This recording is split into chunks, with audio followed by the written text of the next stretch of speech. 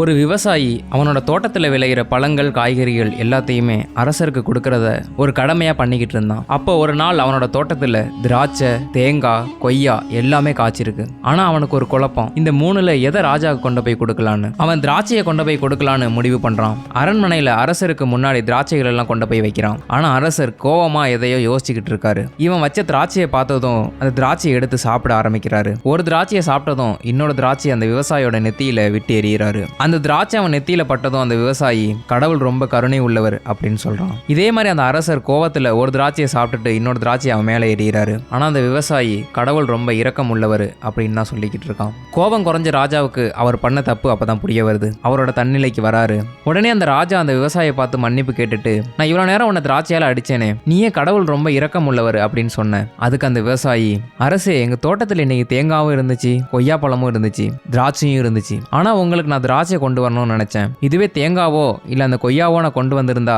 என்னோட நிலைமை என்ன ஆயிருக்கும்? இந்த கதையில வர மாதிரிதான் நமக்கு நடக்கிற பிரச்சனை எல்லாமே ஏதோ ஒரு விதத்துல நல்லதுன்னு நினைச்சுக்கோங்க. இந்த கதை மூலமா நீங்க என்ன தெரிஞ்சுக்கிட்டீங்கன்னு மறக்காம கமெண்ட் பண்ணுங்க. இந்த வீடியோ பிடிச்சிருந்தா அந்த வீடியோக்கு ஒரு லைக் பண்ணுங்க.